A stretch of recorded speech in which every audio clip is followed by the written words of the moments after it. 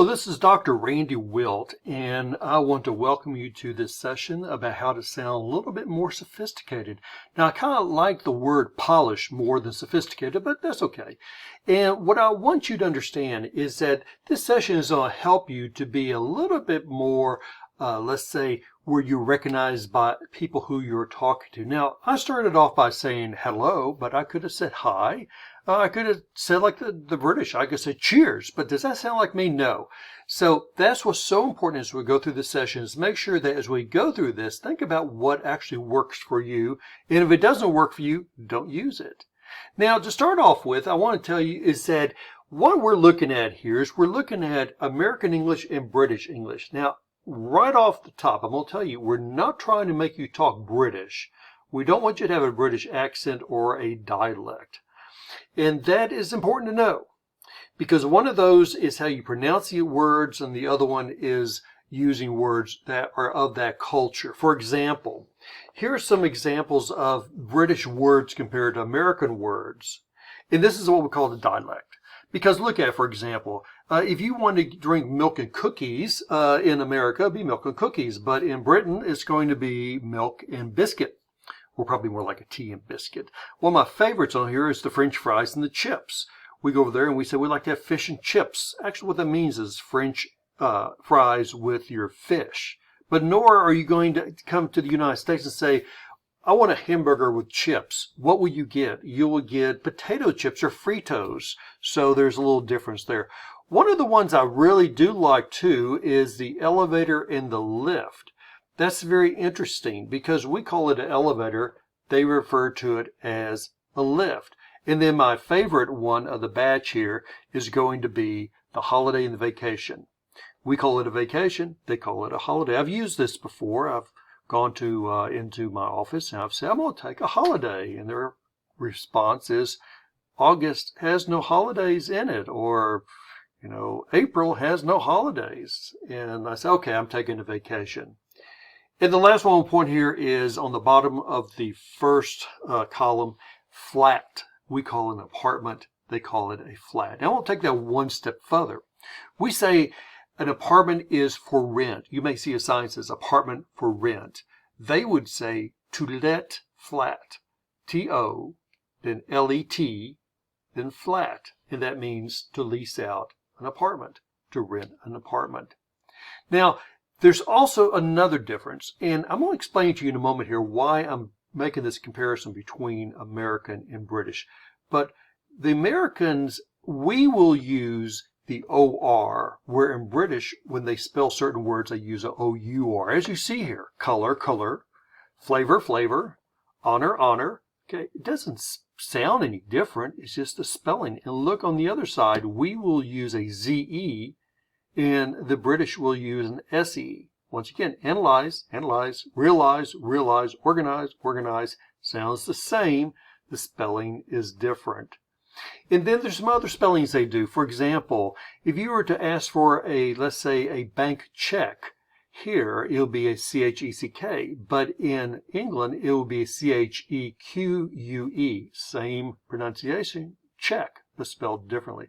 Just like we would use the OG where they use the OGUE. So they're adding two more letters over to it for catalog or analog. One of my favorites here is the way that we will add an ED to certain words and they will use a T to certain words. So we may say, come in and say, I dreamed last night. No, they're going to say, I dreamt last night. Another one would be, she burned the bread. And they're going to say, she burnt the bread. Now, maybe you've used that word burnt before, but that's actually a British form of making it past tense, ED. But I bet you, as an American, you've not used the word dreamt before. Now, on the other side, you can see some other kind of interesting spellings. How we in whiskey, we put an E and they don't. Gray, we do an A, they do an E. One of my favorite, of course, is the very bottom. They're going to say arse. I'm not going to say what we say in English. You can say it, but you can see what it is. But there's a couple in there that I think you would find kind of interesting. And on the next page, I'm going to bring them to your attention. One is we will say airplane. They will say aeroplane.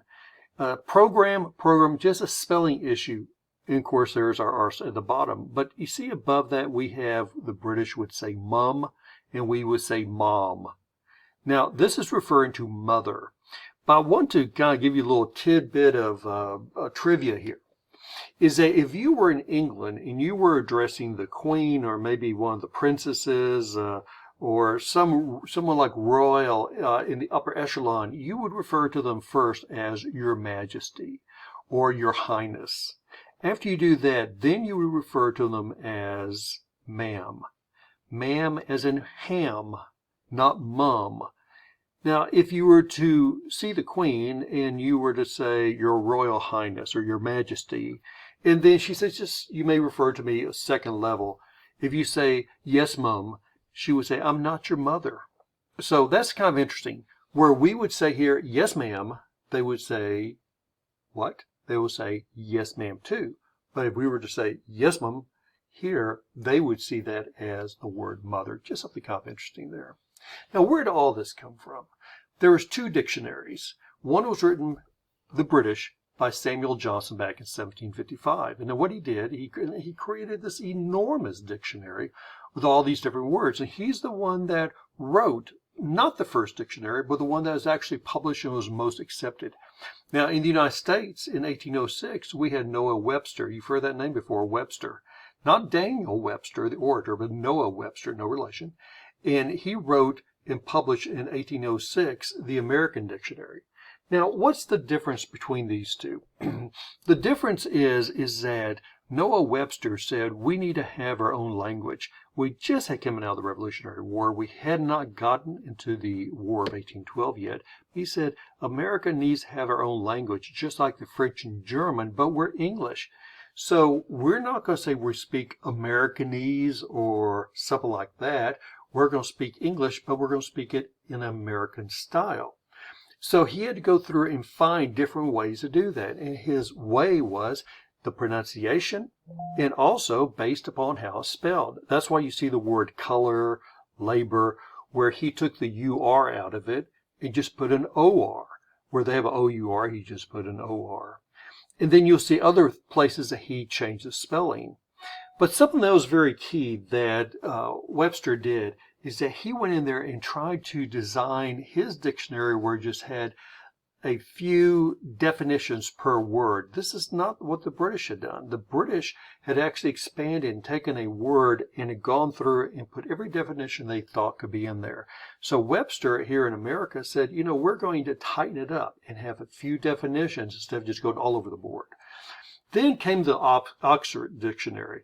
Now, in this picture here, you're going to see an actual Oxford Dictionary. You can see this is a large book, and look how small the printing is. As a matter of fact, if you were to buy this, and you could buy all these books, by the way, probably not the originals, but probably the reprints. But if you were to buy this, you probably would buy the version that is in the nice case with the magnifying glass, obviously to be able to read the words. But the Oxford Dictionary was constructed in 1884, and the editor was James Murray. He was not the first editor, but he's the one that actually got it completed. Now, if you look on the top right corner, you're going to see Mel Gibson and Sean Penn.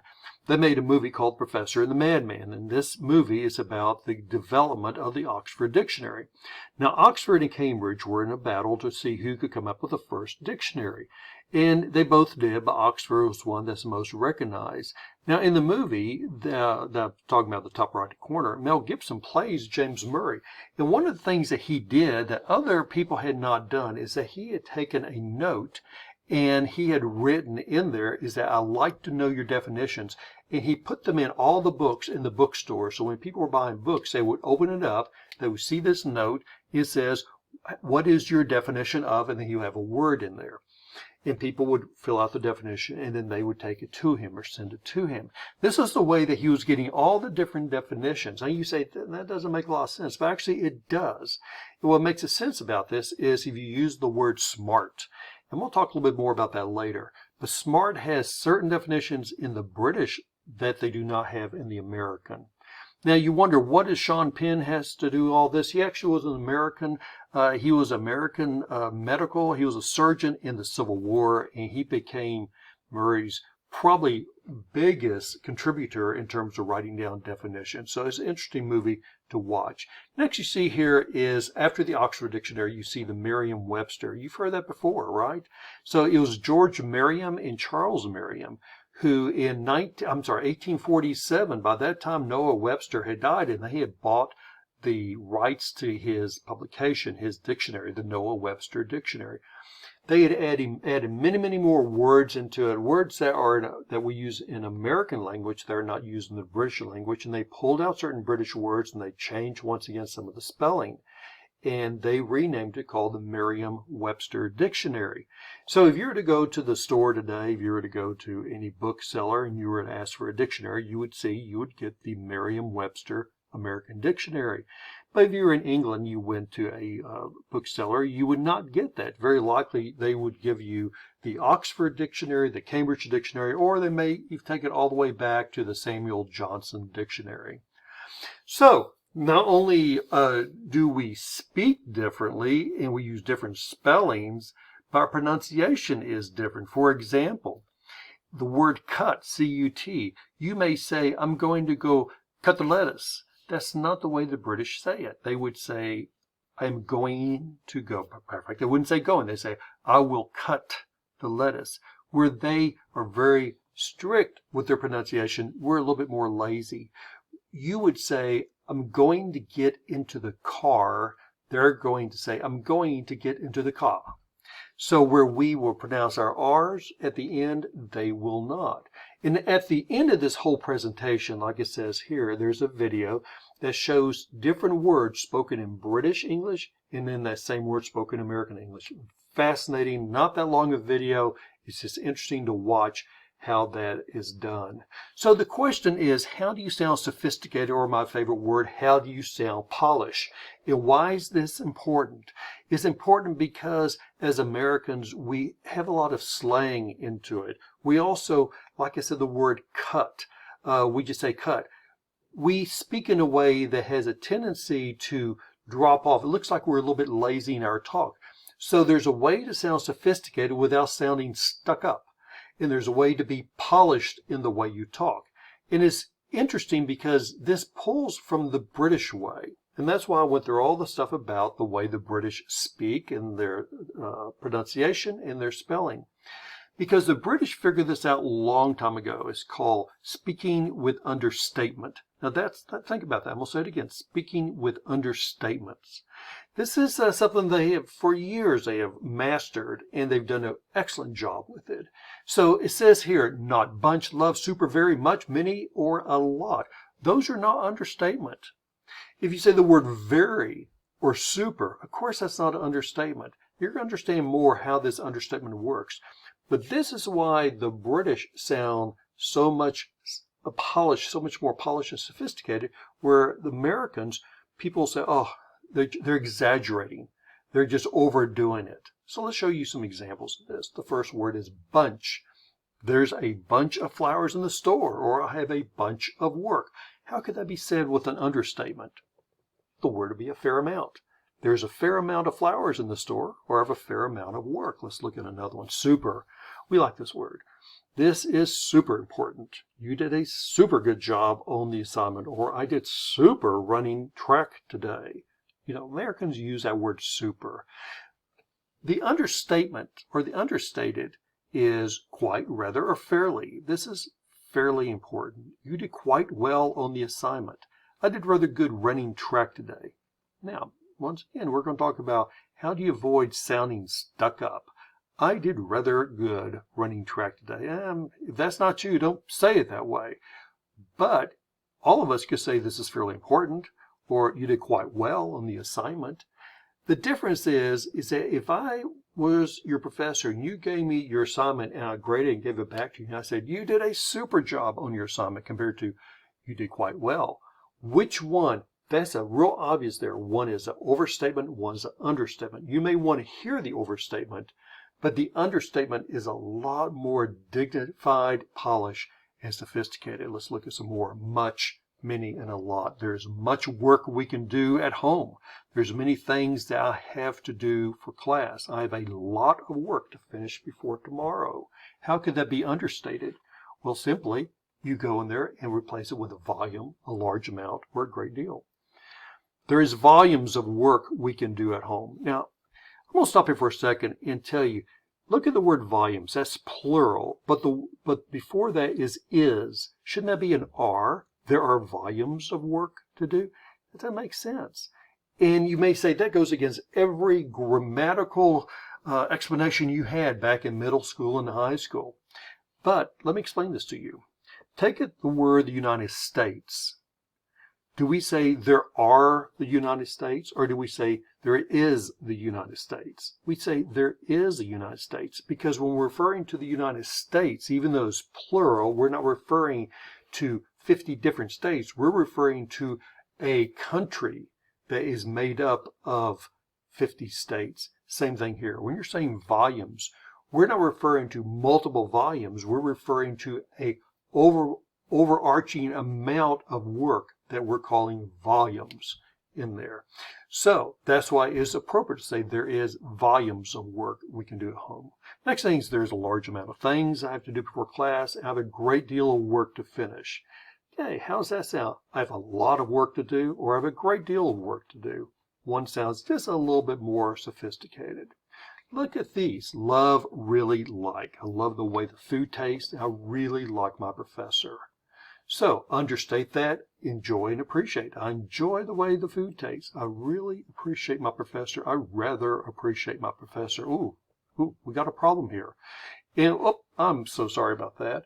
And the problem we're going to have there is that, does it sound stuck up?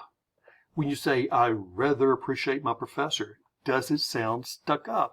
Well, it can, but it's based on the way you say it. For example, you can sit there and say, I enjoy my food. No, if you just say, I enjoy the way the food tastes, or I really appreciate my professor, or I rather appreciate my professor.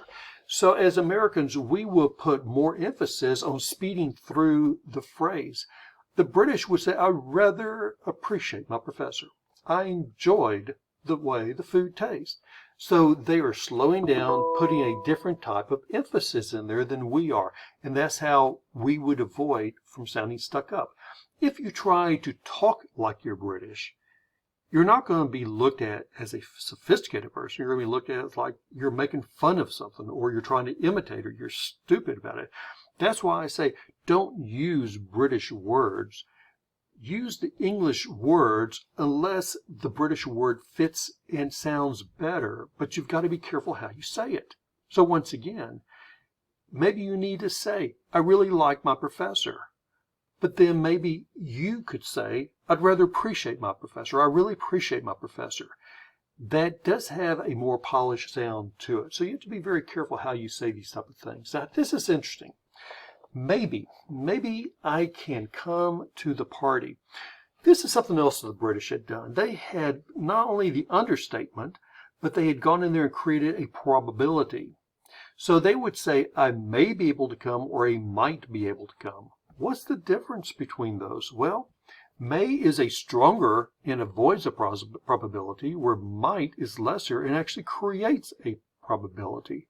So if you say, I may come to the party, that means there's a high chance you're going to come. But if you say, I might come to the party, there's a lesser chance.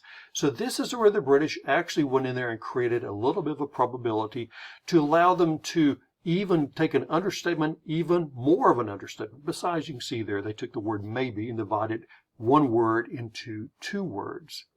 Now, shifting gears here, look at some vocabulary. So this is what I was talking about a moment ago, is that there's certain words that will make you sound better. It makes you sound that sophisticated, polished person, only if it fits you. Don't go to words that do not fit you. For example, it says here, don't use the word okay, change, problem, wonderful, tell me more, and so forth. But let's look at some of the words you may want to use instead.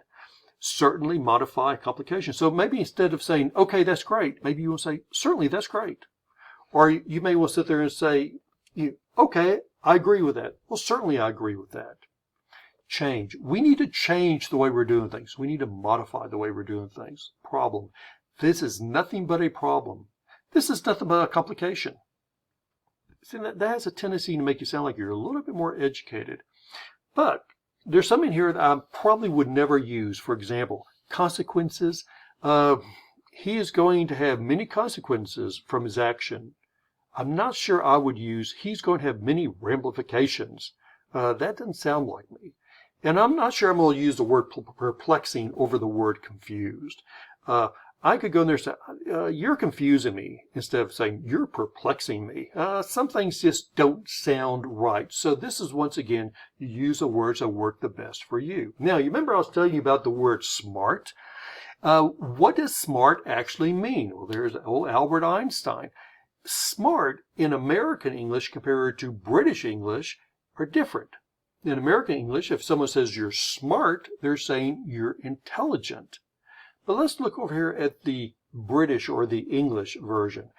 The word smart to them means a sharp pain. Now, maybe you've heard this. I used to hear this when I was growing up, is that, boy, that's smarts, referring to it's a sharp pain. But the other two are things we really don't use, the fancy appearance or the fancy dress. Okay, here is Leonardo DiCaprio, and he is very smartly dressed. We don't use that in American English. This is what Noah Webster did. He went in there and said, you know, we're going to pull out some of these definitions. We're going to keep some in, but we're going to pull several of them out. Whereas in British English, Samuel Johnson went in there and then, followed by James Murray, said, we're going to put in every possible definition it can mean. And the last one here says a quip or a witty comment. So when you say that was a smart comment, in America, that means that was an intelligent thing you said, but not in Britain. And I've actually experienced this. I've made a comment, just kind of like a joking comment, and someone says, that was a smart comment. I thought there was nothing smart about it at all. It wasn't intelligent. But then I realized, no, they're referring to that I made kind of a witty comment. So here's an example where you can see multiple definitions.